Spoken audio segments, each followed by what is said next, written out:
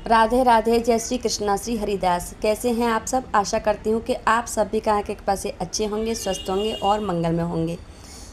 तो देखिए, राधा अष्टमी आने वाली है और आज हम राधा अष्टमी के बारे में बात करेंगे कि राधा अष्टमी कब की है। जैसे कि बहुत से भक्तों को जो है समस्या में है वो कि राधा अष्टमी को लेकर के कि हम 30 की मनाएं या फिर 31 की मनाएं। तो मैं आज इस चीज़ को क्लियर करूँगी। देखिए, राधा अष्टमी का जो पर्व है वो कृष्ण जन्माष्टमी के ठीक 15 दिन बाद मनाया जाता है। जैसे कि जब हम जन्माष्टमी मनाते हैं, कृष्ण जन्माष्टमी, ठीक उसके 15 दिन बाद जो है राधा अष्टमी का पर्व आता है। राधा अष्टमी के दिन राधा रानी की पूजा करने से, उनकी साधना करने से जो है भगवान कृष्ण बहुत प्रसन्न होते हैं और राधा रानी की भी कृपा हमें प्राप्त होती है। राधा रानी भी बहुत प्रसन्न होती हैं।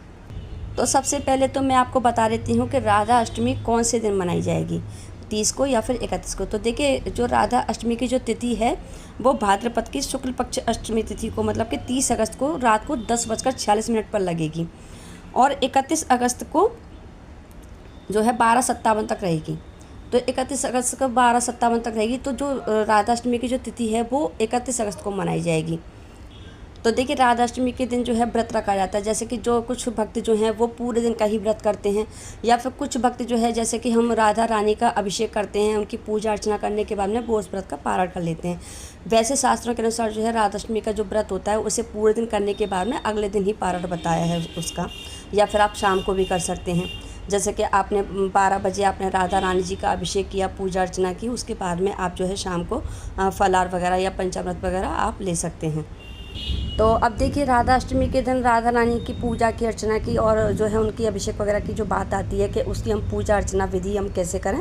तो देखिए, सबसे पहले हमें करना क्या है, सबसे पहले हमें सुबह जल्दी उठना है। सुबह जल्दी उठ करके स्नान आदि करना है। स्नान जब आप करें तो आप स्नान के पानी में गुलाब जल, थोड़ा सा इत्र, जो भी आपके पास हो अच्छी सुगंध वाला, वो आप उसमें डाल लें। थोड़ा सा गंगा जल भी डाल सकते हैं आप उसमें। उस पानी से आपको स्नान करना है। स्नान करने के बाद में आपको स्वच्छ कपड़े धारण करने हैं। स्वच्छ कपड़े धारण करने के बाद में सूर्य को अर्घ्य देना है। सूर्य को अर्घ्य देने के बाद में आप अपनी जो है, आपके घर में अगर राधा रानी का विग्रह है, मूर्ति है तो आप उनको जो है पंचामृत से स्नान करवाएं। उनको पंचामृत से स्नान कराने के बाद में उनको सुंदर से जो है वस्त्र धारण करवाएं। अब देखिए, वस्त्रों की बात करें तो राधा रानी का जो सबसे प्रिय रंग होता है वो नीला रंग है। तो आप नीले रंग की पोशाक धारण करवाएं राधा रानी जी को।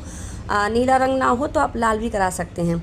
वैसे सबसे प्रिय कलर जो, वैसे तो देखिए, जब हम जो है किसी का हम जन्मदिन मनाते हैं, किसी का जन्मोत्सव जब करते हैं तो हम ये सोचते हैं कि उसकी हम जो है पसंद की सारी चीज़ें करें, मतलब उसको हम खुश करने की कोशिश करते हैं। तो अगर इस भाव से अगर आप देखेंगे तो राधा रानी की प्रिय चीज़ों को आप करेंगे तो जिससे राधा रानी प्रसन्न होंगी, उनकी कृपा आपको शीघ्र प्राप्त होगी। तो राधा रानी जी का भी अभिषेक हमें ठीक उसी प्रकार करना है जिस प्रकार से हम कृष्ण जन्माष्टमी के दिन भगवान कृष्ण का करते हैं। ठीक उसी प्रकार से हम राधा रानी जी का भी अभिषेक करेंगे और उसी प्रकार से जो है हमें उनका श्रृंगार करना है। और अच्छे से उनको जो है पोशाक, आप जो है ब्लू कलर या फिर रेड कलर, कोई भी आप पोशाक ले सकते हैं। अगर आप ब्लू कलर लेते हैं तो वो ज़्यादा अच्छा है। वो उनकी राधा रानी की जो है मतलब पसंद का कलर है, उन्हें बहुत पसंद है ब्लू कलर, तो आप वो कलर भी ले सकते हैं। फिर उनको पोशाक धारण कराने के बाद में उनका अच्छे से श्रृंगार करें, उनकी पूजा अर्चना करें, घी का दीपक जलाएं। और घी का दीपक जलाने के बाद में उनका जो है आप राधा चालीसा का पाठ कर सकते हैं, कीर्तन कर सकते हैं। देखिए, राधा रानी को प्रसन्न करने के लिए हम भगवान कृष्ण की भी स्तुति कर सकते हैं, कृष्ण चालीसा का पाठ कर सकते हैं, कृष्ण कीर्तन कर सकते हैं, जिससे कि राधा रानी बहुत प्रसन्न होती है। भगवान मतलब श्रीमती राधा रानी जी को जो है भगवान कृष्ण का नाम बहुत ही प्रिय है, बहुत पसंद है। जब जब आप कृष्ण का नाम लेंगे, राधा रानी खुद पे खुद जो है प्रसन्न होंगी, उनकी कृपा आपको प्राप्त होगी। अब बात करते हैं राधा रानी के। देखिए, भोग में हम क्या लगा सकते हैं। तो देखिए, राधा रानी को भोग में हम जो है पकवान, हम व्यंजन बना सकते हैं, जैसे कि पूरी, हलवा, खीर। और जो सबसे ज़्यादा उनका प्रिय भोग है वो है अरबी की सब्ज़ी, दही वाली जो अरबी बनाई जाती हैं। सभी को पता होगा, ब्रज में दही अरबी का ही जो है राधा रानी जी को भोग लगाया जाता है।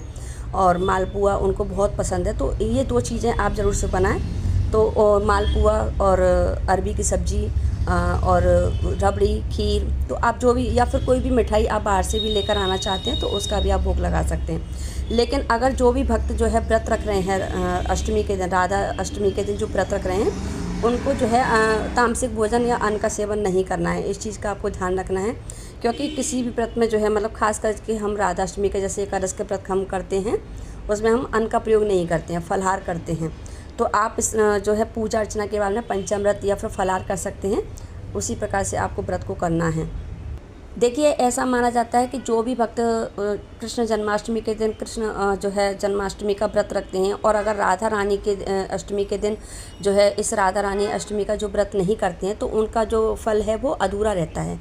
इसलिए अगर कृष्ण जन्माष्टमी का व्रत आपने रखा है, तो राधा अष्टमी का व्रत भी आपको अवश्य रखना है, तभी आपको पूर्ण फल प्राप्त होगा। और देखिए, इस दिन अगर आप चाहें तो आप गरीबों में भी अन्नदान कर सकते हैं।